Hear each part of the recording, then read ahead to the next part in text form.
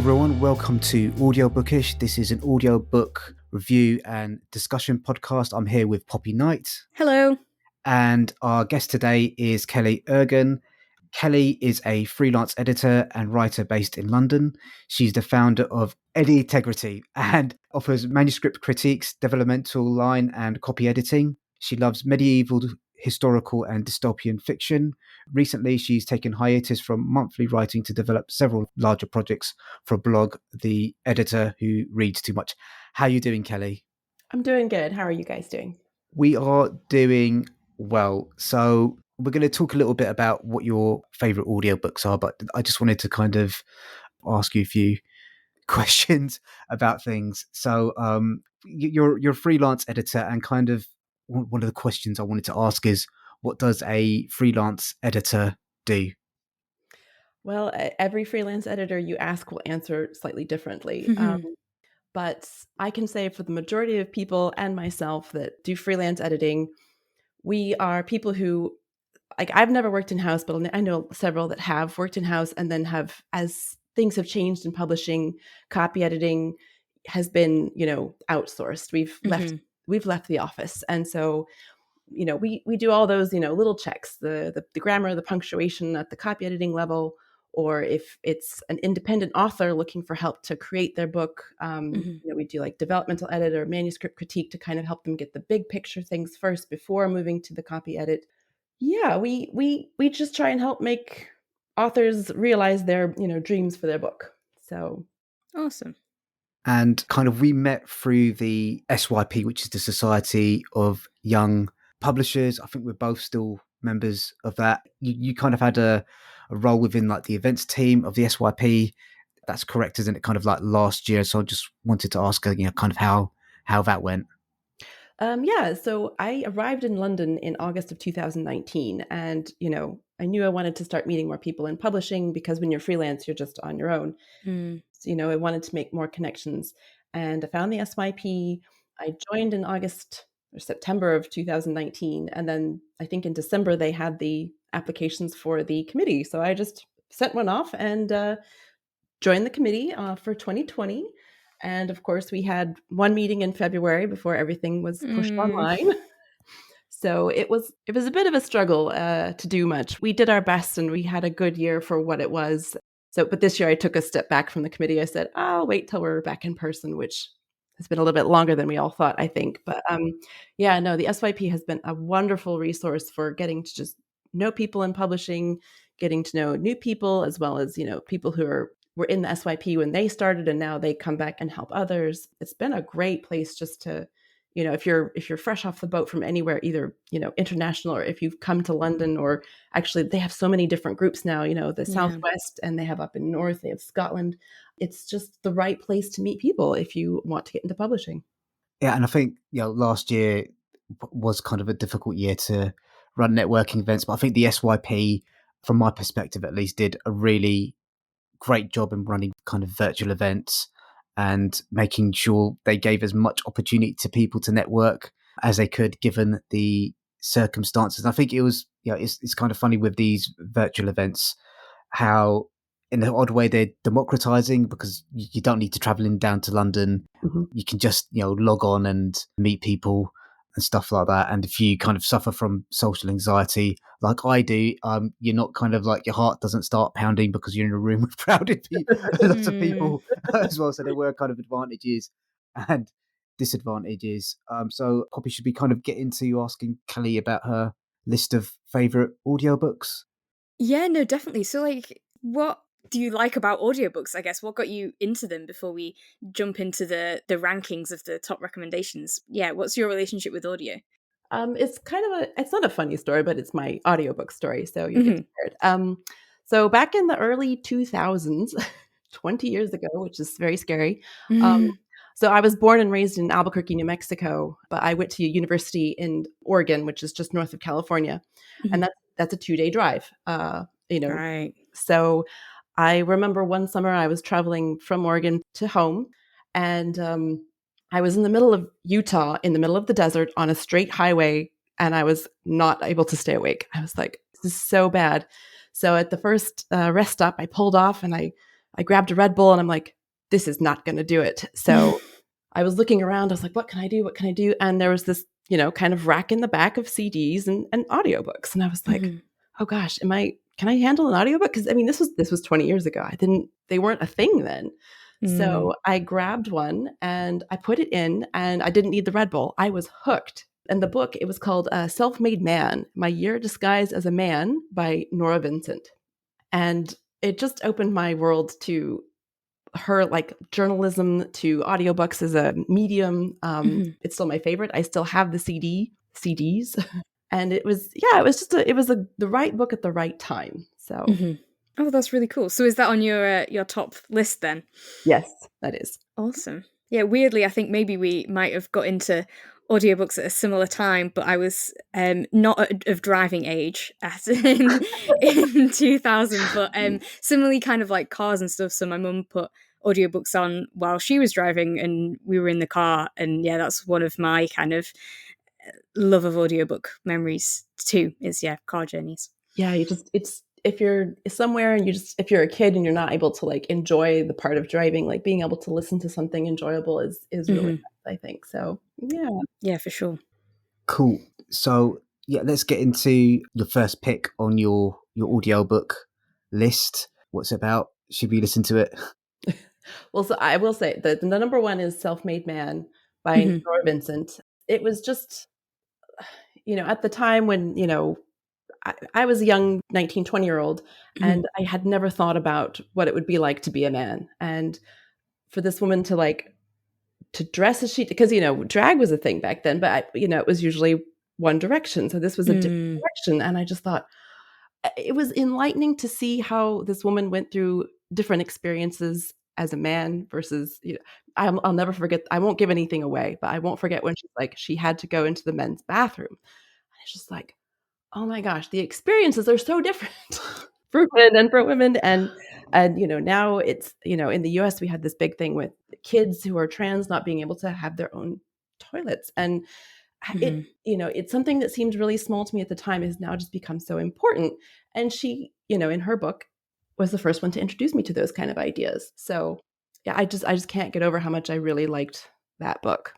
Okay, so the concept behind the book is that she dresses as a man for a year. Kind of without going into too many spoilers, what was the driving force behind her decision to do that? I think she was, because she's a journalist, and every woman has had some moment of like, if I were a man, I would not have had this experience. They wouldn't have asked me this question. They wouldn't have treated me this way. And I don't, like I said, I can too easily give away stuff. So I'm being a bit vague just so it doesn't spoil it. She said, this is not acceptable. What's it going to be like from the other side? And yeah, I hope people can still get it. Like, since I have the CD, I just listen to the CD. Okay. It's still available. I don't want to be like, go read this book, and then you can't find it. So yeah, I'm sure it must be. Everything's on Audible these days. So I'm sure it's going to be available there. It's kind of just wanted to pick up on something that you mentioned about, trans bathrooms and stuff like that. One of the things that both myself and Poppy have encountered in some of the books that we've read is some of the lack of sensitivity reading or editing that's going on. So I was just wondering if you've got kind of any experience around that. I know you attend a lot of the ACE conventions. I see you kind of posting about those quite a lot on Twitter. So I was just wondering if you had any experience of kind of like sensitivity reading and that sort of thing. So, I mean, it is every editor's job to flag content that could be harmful, damaging, othering. That's every copy editor should be doing that. And so, some people call it sensitivity reads as a special separate thing. And there's also, authenticity reading, which is, so for example, Crystal Shelley, she does a lot of the webinars about it because she is an Asian American woman. Her family comes from China. And so she has the lived experience of being an Asian American woman who, she can read books. And if you have a character who is an Asian American woman in your story and has interactions with other characters, she can say what this character is saying is not authentic to what our experience is. And she used something like the Chinese words that the character was using. They weren't correct.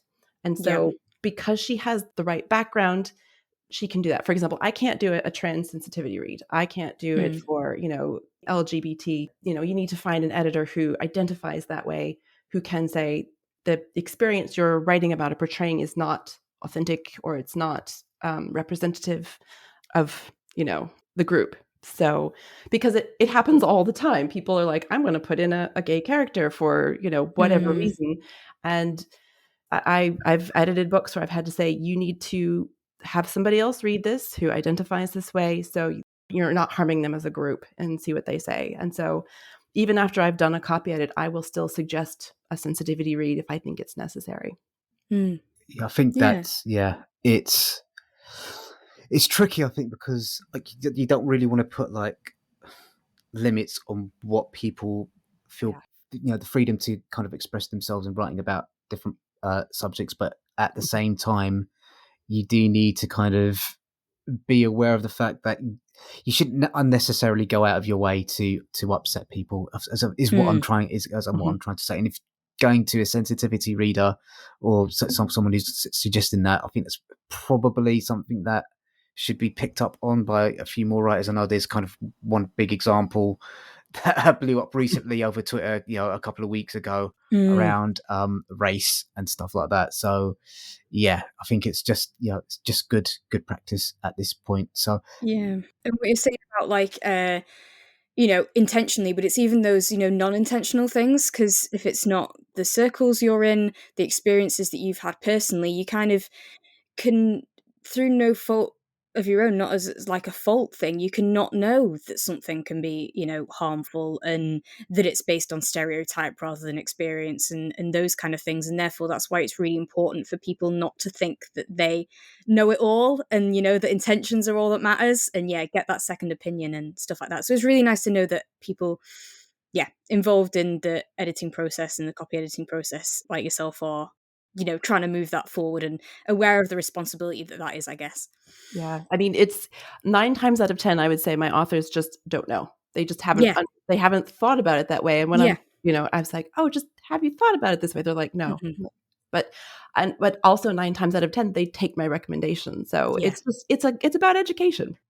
No, definitely. Yeah. No, that sounds cool. I also thought with you, the description that you gave of that book, it kind of put me back to thinking of a lot of much, much older texts that I've read, and almost kind of a trope, I guess, of women dressing as men to access certain things, and kind of not in a trans sense, in a sense of that kind of social boundaries and sexism and stuff like that. And the one that sprung to mind, it was Shakespeare uses that loads, doesn't he? And Twelfth Night was, I think, one of the first plays that I got interested in for Shakespeare, because I think there was a like kids retelling version at my school library that I ended up reading, and that sort of introduced me to Shakespeare, I guess. I think I was aware of Romeo and Juliet, but this is the first one that I read.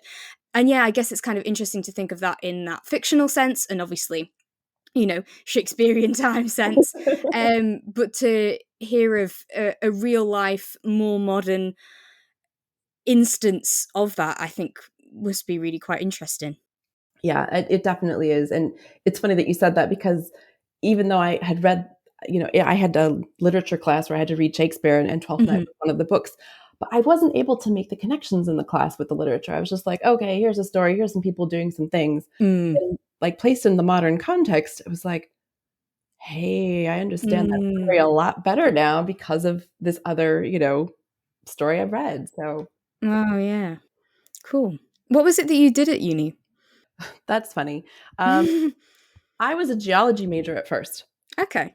But in the United States, we do university a bit different, where you kind of have to take a breadth of classes. You don't just have your one subject. So I entered as a geology major, but I had to take literature courses.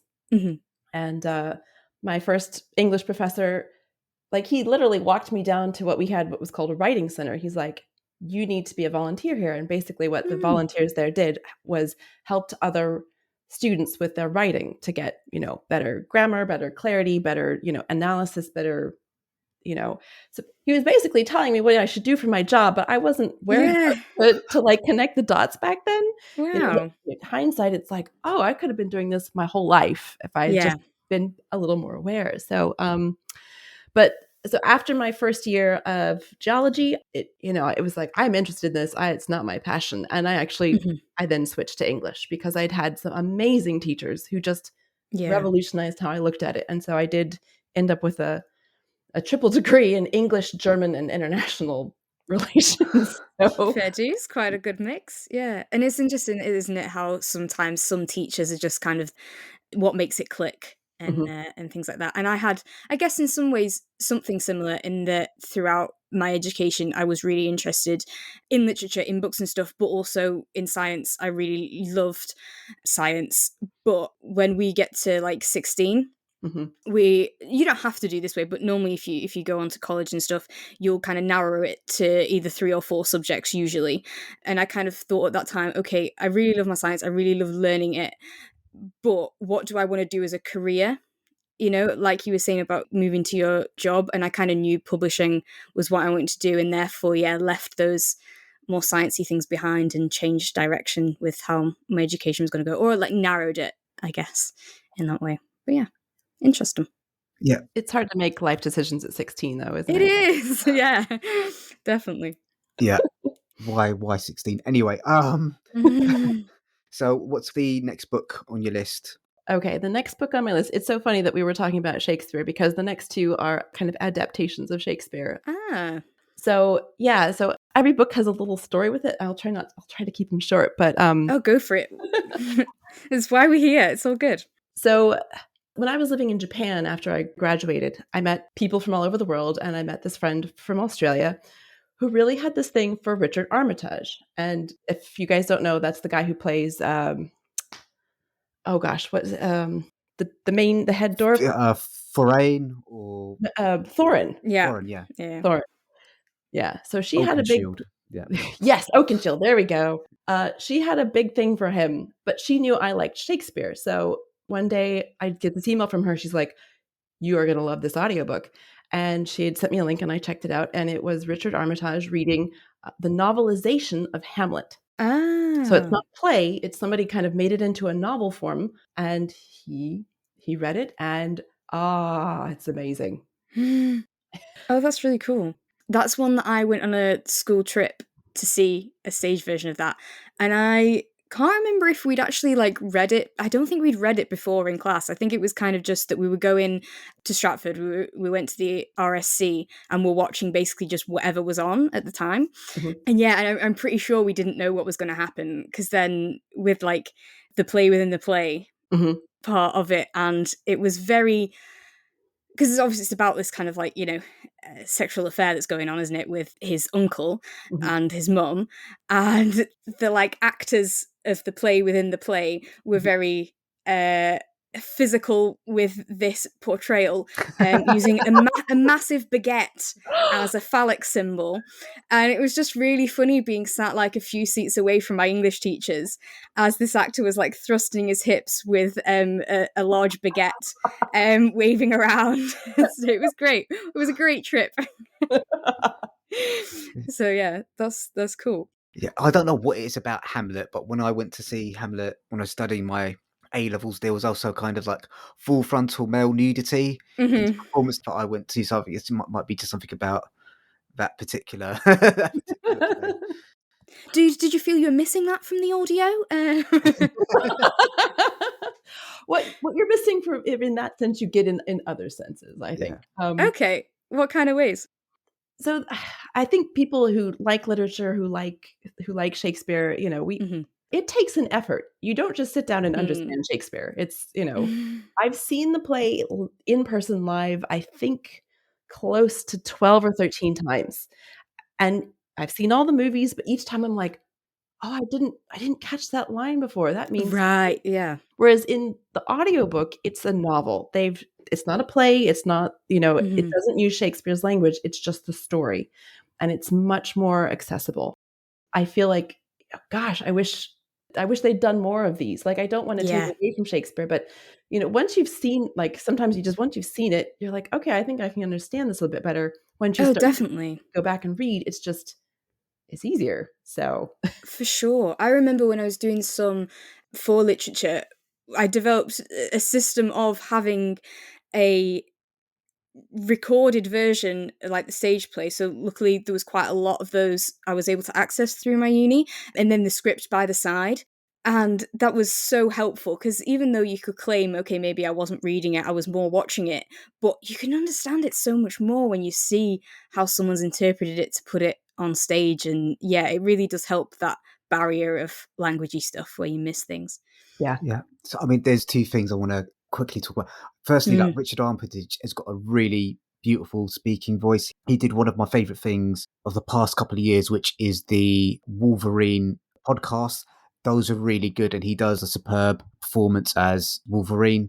So he's got a real talent for audio and kind of being able to really get across those complex emotions, with simple sentences. It's a real skill to do that with audio. It's not straightforward at all. And then kind of the other thing about kind of Shakespearean language, I don't know if you guys saw this on YouTube, but there was kind of like the way Shakespearean actors pronounce the words these days is apparently isn't authentic to the way they would have pronounced it in Shakespeare's days. When you pronounce a lot of the sentences with kind of like a more northern accent, kind of it gives the sentences a different rhythm. And it kind of imbues that with kind of like different meanings as well. It kind of becomes a lot more bawdy in some sections and raucous and in others. So it's just kind of the interpretation of the text in plays is really a fascinating area. I volunteered at a theatre for a while, and just seeing the amount of effort that directors and actors go into to try and understand and interpret the text is mind blowing, really. So yeah. Fahed, are you talking about my Lord and Saviour Sir David Crystal when you talk about the accent stuff? Because I feel like you are. I don't know. I can't remember what his name is. Oh man! So David Crystal is my Lord and Saviour. He is a legend in kind of linguistics circles, and his son is an actor, and they definitely did a YouTube video talking about kind of what the accent would have been like back then and how kind of these words would have been pronounced and stuff like that. So I think that is what you're talking about. And yeah, I fully recommend people go and watch that video. I'm sure we can link it in podcast description and on social medias and stuff. Is really good. And yeah, I have a massive kickoff book, which was him and his son wrote, which is like the Shakespeare dictionary that he did. And yeah, anything David Crystal, at Sheffield, where I was at uni, they got him in every year to do a charity talk, which I always went to. And I love David Crystal. I'm sorry, you've made me swoon. My heart is beating fast at the idea of David Crystal. So yeah, everyone go and investigate David Crystal. And yeah, especially if you're interested in that, how Shakespeare might have sounded back in Shakespeare's day rather than like super RP versions of all the speech. Yeah, I've just Googled him, and yeah, I think that is. Yes, I knew it. I can sense when he's mentioned. He's so great. Are you aware of David Crystal, Kelly? Oh, I own almost all of his books. It's so great, isn't he? Yes, I met him when he came to a literature festival in Dubai when I was living there, and he gave a speech. And he's I was just trying to check. I'm a member of the Chartered Institute of Editing and Proofreading, which I believe he's either the president or what. Okay, yeah. Like he's a big deal in my world too, in the editing world. Everybody knows. So. Oh, amazing. Yeah. No, love him. He's world renowned. Let's just say that. Definitely. Yeah. Okay. Oh, I'm blushing. That's an interesting turn. So, what's the next book on your list, Kelly? Well, I hate to be unoriginal, but when I like something, I really like something. And my third favorite audiobook would be the novelization of Macbeth, read by Alan Cumming. For a lot of the same reasons, like Alan Cumming brings the right voice and tone and creepiness to, moving forests in Scotland. And it was kind of terrifying, but it was, I like to read that one around this time of year, like kind of during Halloween, because it's just like, oh, it's so creepy. And again, for the same reason, like I really loved the story, but I found Macbeth very difficult to understand when I was studying it. Like some of the movie versions, I just was like, I just still don't get it. And then I listened to his book, and this was not that long ago. This was just a few years ago. And I was like, oh, now I understand. And so it's nice to feel like you finally, the light bulb goes on, and it's because of these kind of stories that I don't want to say dumbed down, but they just, like I said, it's accessible even to somebody who's I've read the darn thing.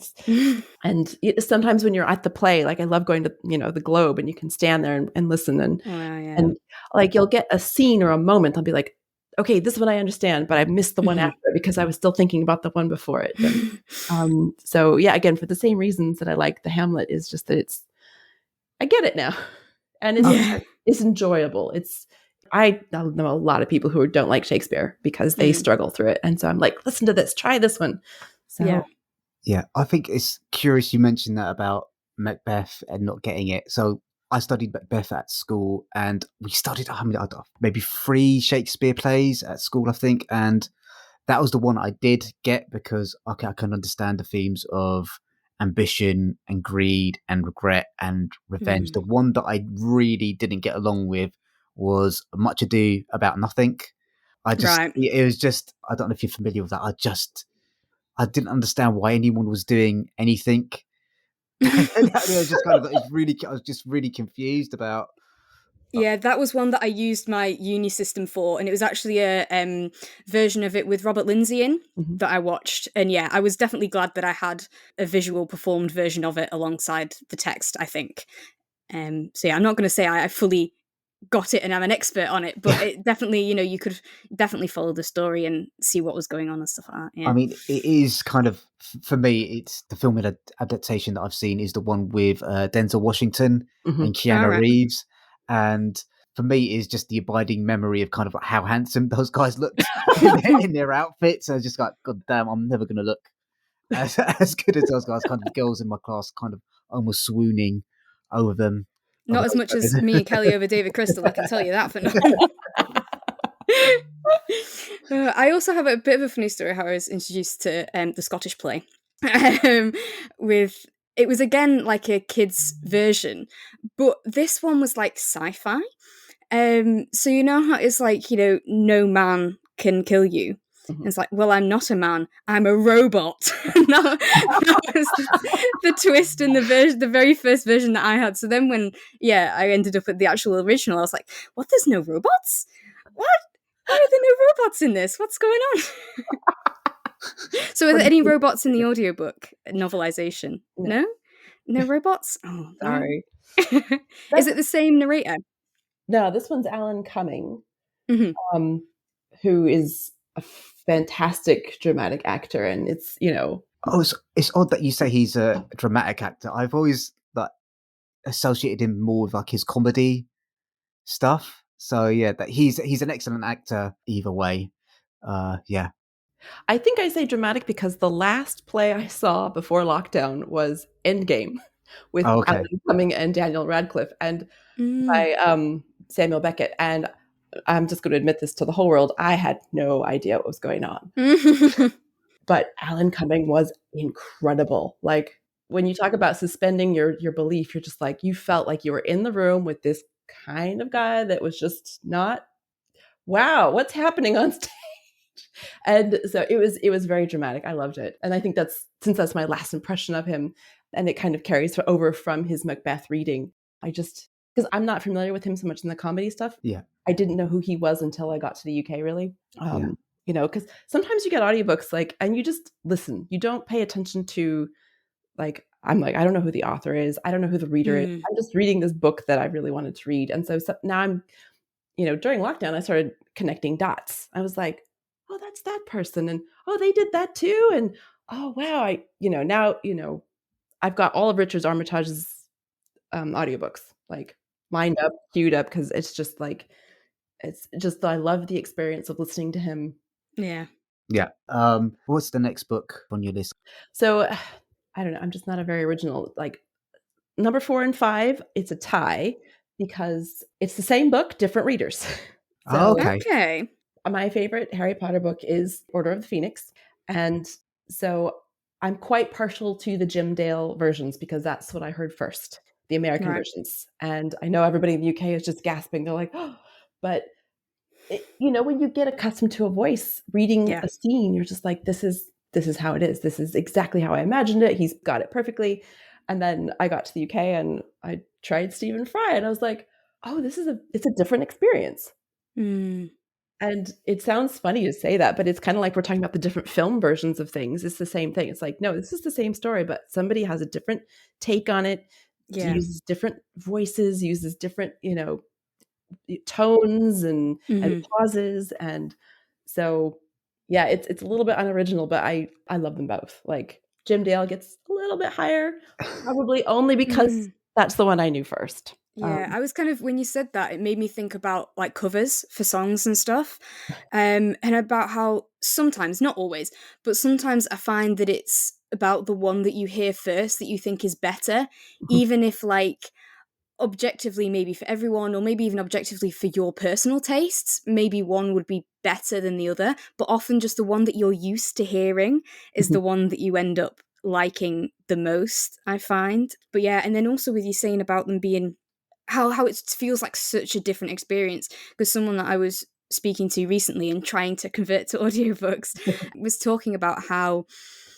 one of the reasons they don't like it is because it does inadvertently put an interpretation on it, as opposed to your own reading of the page. It is somebody's interpretation of it, even in just those little things, like you say, of how it's intonated and different voices that they put on and stuff like that. That is part of the format, I guess, isn't it? Yeah. I mean, we had this discussion with the carpet people, didn't we, Poppy? Around, we talked about it a little, where David Tennant's performance in that was really good, but I'd listened to a previous version and I've forgotten the name of the narrator, forgive me, but I preferred some of the choices he made around the accents that he gave to the characters, and how that kind of, for me, made the world of the story seem like a larger, vaster place. So these choices that narrators make about voices and intonation and things like this are really important to how you experience something. So it's not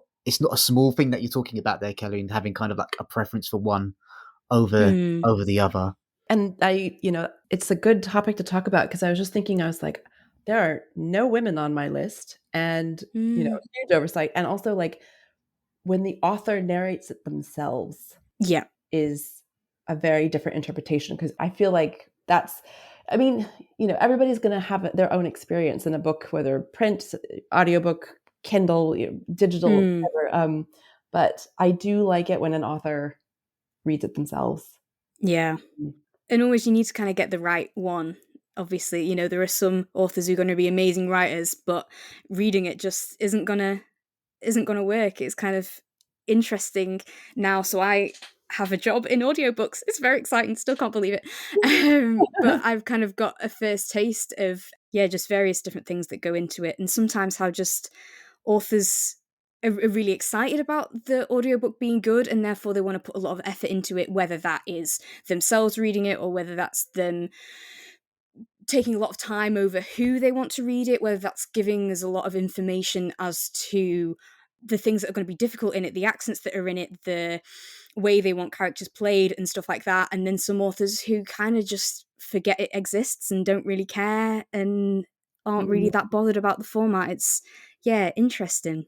No, you've got to have somebody behind it who has the passion to get from page one to the final page, who can carry it on. And it's funny because I tell my authors, like, you have to read your book out loud, mostly for yourself in the editing process. Like, you have to stumble over the sentences to find out what's wrong. And so you'd hope that most authors would have at least read their book out loud on their own to hear it before.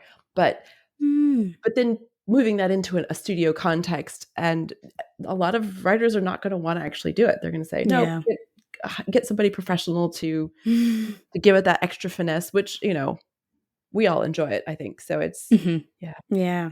But I mean, people like Stephen Fry, who's done the audiobooks for all of his books. Obviously, as well as being a great writer, is also a great reader. And so that's one example of where it perfectly works for having the author read their own. Definitely.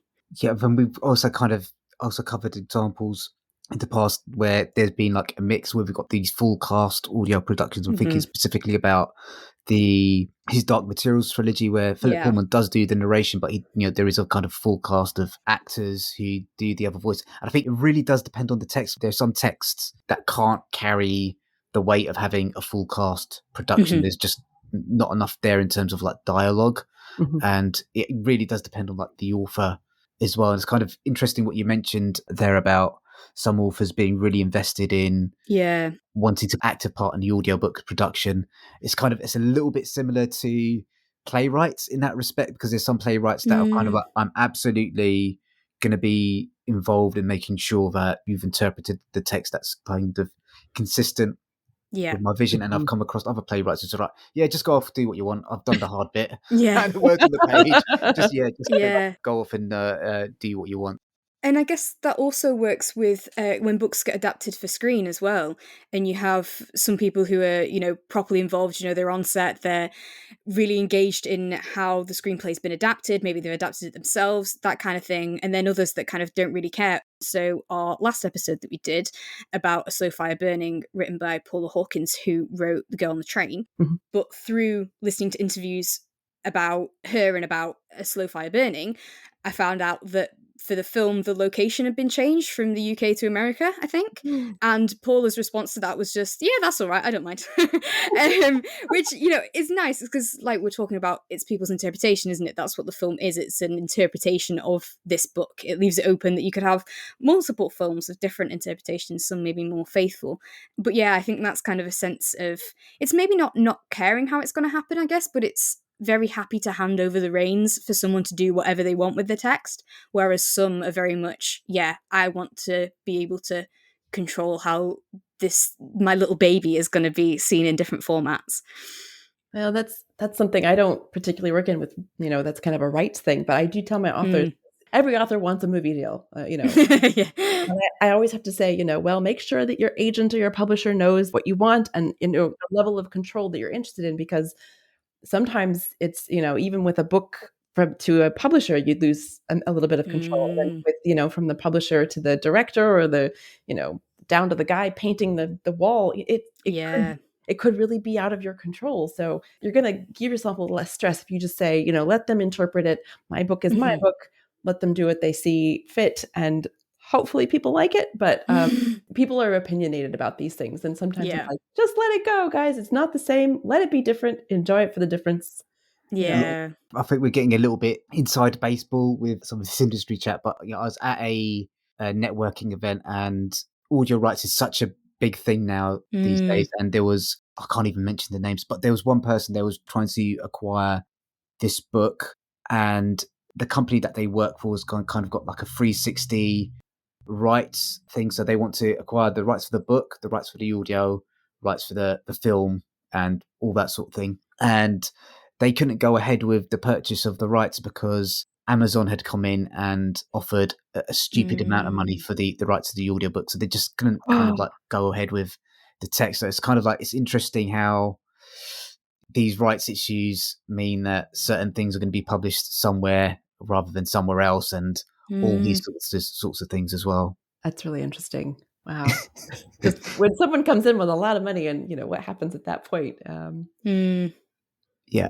So have you done much work with audiobooks at all, Kelly, in terms of any books that you've edited being transferred to that format and kind of authors coming back to you for advice or information and that sort of thing? I wish. I think audiobooks is one of the areas where I'll slowly move more towards, because a lot of my independent authors are looking, a lot of the authors I work with, they're looking for their debut novel. And so, the audiobook, the ebook, those things are kind of next step. But it's also like, publishing is scary, and there's a lot of handholding just to get the first book published. And so, most of the time, because I don't say I offer it, I don't get asked about it, but I know there are some editors who have a little bit more experience with it, and they're more able to help them. And I'm like, oh, this could be a fun direction to go into, because there is a niche where, a lot of authors publish themselves, via Kindle, or, at some point they're going to start wanting to publish themselves on an audiobook. It's not very common. Yeah, it was interesting. We actually interviewed an author called Samantha Hunter, who published an audiobook as like a children's title. So sort of what would normally be a picture book, but not actually with an accompanying print version. It was just the audio, and that was really cool. And yeah, she'd gone through the whole self-publishing process and things like that. And yeah, it's really interesting, and how there are like studios that are kind of targeted to helping people make their own book into an audiobook, kind of, bypassing some of the bigger houses, I guess, for people that are going about self-publishing but have no idea how they would do an audiobook themselves. The studios and producers and stuff that advertise, we can take your book from start to finish, and even help with casting and stuff. Sometimes they have like people on their books that are narrators and stuff like that. It's interesting how there's different avenues to it. It's not all about, I guess, a big house that does everything themselves loving your book and acquiring it. There's all this amazing world of self-publishing things that's around.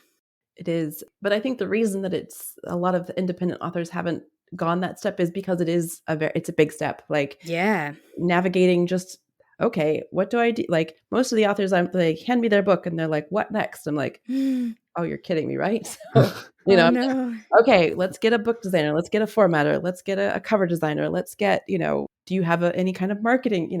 There's a huge learning curve for a lot of these authors. But I think, audiobooks I should be helping them find their way more towards audiobooks. Yeah. That's cool. So do you kind of take on a lot more of that sort of, I guess, kind of agentiness in a way of helping with the whole publishing process, as well as, all the important editing, copy editing, developmental editing sort of stuff?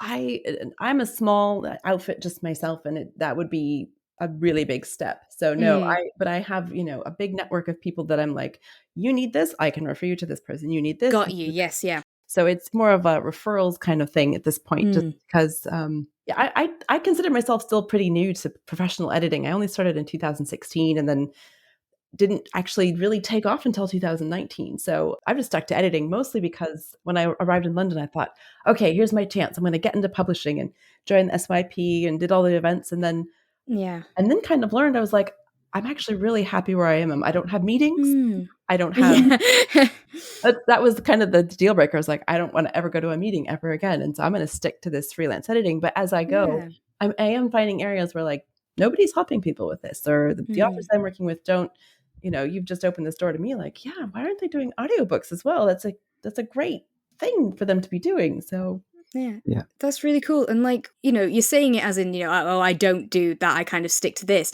But it's that being a point of knowledge that you can direct people to places is a massive thing. And I guess it might not feel like so much work on your end, but I can certainly imagine that it makes a huge difference to the people you're giving that advice to. Yeah, it's a labyrinth to get through. Yeah. So kind of one of the questions I was going to actually ask you, and I think it's a good point to actually just ask it now. What does success look like for you in terms of like your editorial career? You kind of mentioned that you're quite happy now just doing the freelance work. Do you think that's ever going to change and you want to go in-house, or you're just kind of happy doing what you're doing at the moment? Oh, I mean, don't we all dream of like having an office, having colleagues, and then coming out and then going to the bookshop and pulling our finished work off the shelf? I don't think any of us ever get over that dream. I know I haven't, but we all know how hard it is even to get in. And then like, not the consequences, but like, it can be very stressful. It can be very, busy. I'm not going to say no, never say never, because there could be a time where I'm like, oh, I've just found the right job for me. Maybe I'll apply and get it. But there is a sense of like, it's taken me a long time. All freelancers take a long time to get going. It just, you don't just start freelancing. It takes years of side hustles, years of, building up enough credibility to get enough so you can actually make a living. And that's where I'm at now. I'm like, okay, I've made it. I can get enough, I'm booked out. I'm already booked all the way through the end of the year, and I was booked out basically in July, which you're just kind of like, wow, how did that happen? But that's exactly where most freelancers want to be. They're like, I want to see where I'm going to be for the next 3 to 4 months. And it's really nice to have that. And then, okay, I can plan my own vacation, And the thing is I'm sitting in a room with a suitcase. I'm going home for the first time for 2.5 years to see my family. And I love that I can say, see you later for 3 weeks, and I'll take my work with me. Don't need to make an appearance at the office. Like, it's it is hard to go back to that kind of not level of authority, but like level of like, you need to be present from this time to this time in this place. Like you do get to a point you're like, nah. Goddamn head teacher. Can't tell me when to come to school. No, yeah, I understand that. Yeah, that's really interesting. And like, so a lot of the stuff that you do, the kind of copy editing, developmental editing, is one of the things that I'm really interested in. A bit like you were saying about how you felt like you've been doing that sort of stuff for a while with helping people with getting their writing to be what they want it to be. Mhm. And stuff that I really enjoy doing, you know, kind of when friends come to me with essays or things and are like, Poppy, can you have a look at it? And I really enjoy it as a fun thing. So yeah, that's certainly when I've been thinking about careers and stuff, that kind of task has definitely been something that's interested me. But like you said near the beginning, the fact that a lot of these services are moving to freelancers rather than being in-house, and that idea of having to start on your own and build it all up, and I am in complete envy of you because I just don't think I could hack it. I think I kind of needed that like actual job being employed by someone else for the fact of that, yeah, that difficulty of getting started and building up. I'm very much in awe of you, and congratulations for how far you have brought it. Thank you. So yeah, being able to have the sort of workload that you're wanting that's planned out for the next few months, yeah, it must have taken a hell of a lot of work. And yeah, it's that kind of thing. I think even though the tasks maybe are something I'd really love, I'm not sure I could have hacked what you've managed to do. Not sure I could have handled that, yeah, difficulty of getting started. Yeah, how did you kind of manage to get your gigs? Is it kind of through marketing or word of mouth? How did you manage to kind of build up your client base? So I have to kind of go back a little bit because I used to be an English instructor. I used to teach at Mhm. university, and I was editing, academic texts and papers, and that's how Mhm. I got really started into the process of wanting to be an editor. And so I was still teaching at the time, and my side hustle was I would ask any colleagues on campus. I was like, "Do you have a paper I can edit?" And so I did a lot of that on the side. And then once I said, "Okay, adios teaching, I'm going to move into editing full time," you tell everybody that you are an editor, and somebody has a brother who wrote a book, somebody has a sister Mm. who needs help with their story. And so you slowly build up. I got extremely lucky that I was at a literary salon event one time. The speaker was walking around talking to the guests before the event, and she comes up to me, she goes, "Hi, what do you do?" And I was like, "I'm an editor." She like her hand like grasped me, and like, "Oh goodness, what's happening?" She's like, "See me after." And met with her after, and she was an overworked editor. And she just was like, "Can you take this project? Can you take this project?" And so I was able to start building up more from that. And then the key thing is joining societies, groups like SYP, groups like the CIEP, or the Society of Editors, ACES in the US. You need to know a lot of editors, because when that editor, your friend who's too busy, they'll knock on your door and they'll say, "I have a project." And you start doing it to everybody. I've sent on so many projects because I'm like, "I'm busy, can't handle this, but this person is available." And so I haven't really done a lot of actual marketing, but it's word of mouth. It's, your contacts. It's who you know.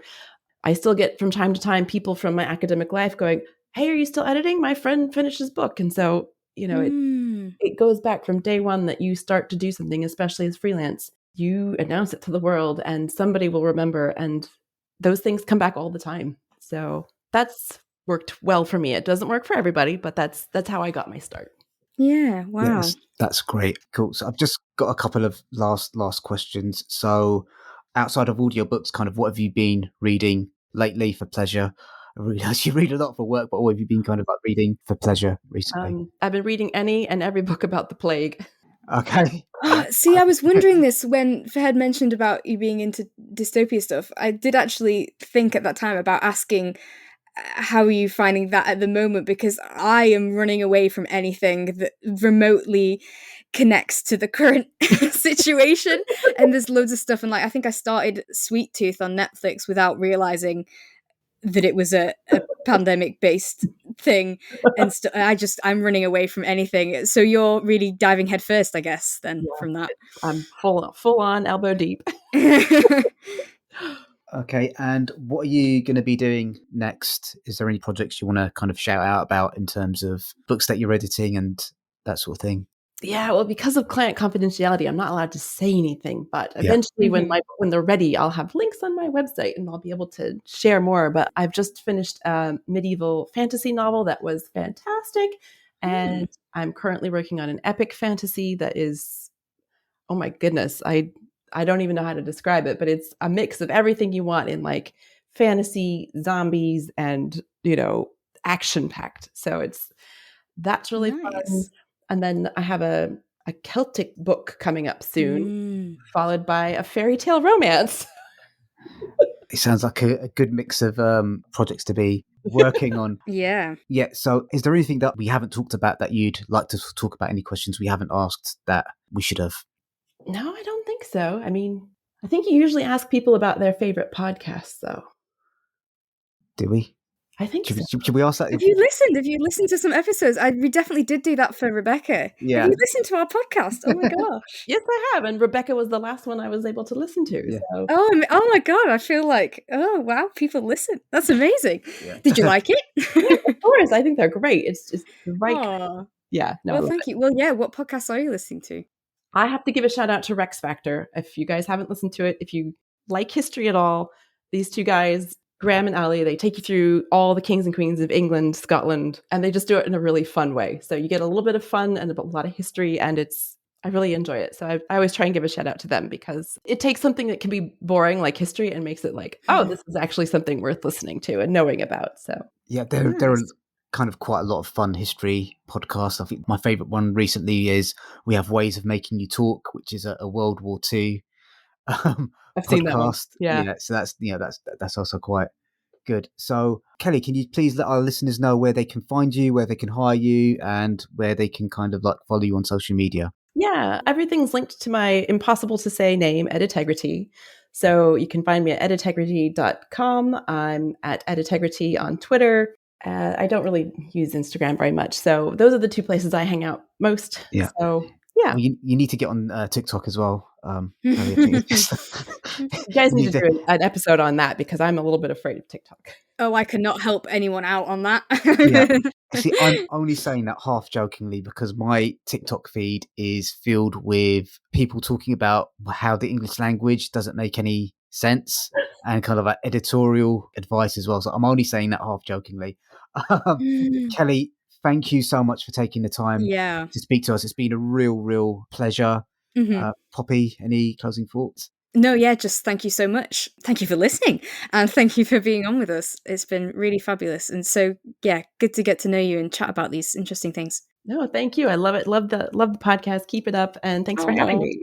Okay, that's great, guys. So please leave a rating and review for the podcast wherever you find it on the internet. Please, if you can throw some money into the tip jar that comes along in every episode description, that'll really help us out as well. Poppy, what book are we doing next? Is it going to be Small by Claire Lynch? Yes, I believe so. Okay, so watch out for that episode as well. Okay, guys, thank you so much. Let's say bye. Thank you, bye.